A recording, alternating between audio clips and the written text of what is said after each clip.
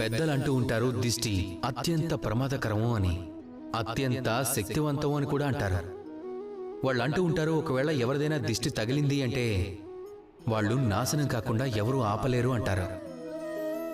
ఈ దిష్టికి మన దగ్గర కొన్ని పరిష్కారాలు కూడా ఉన్నాయి.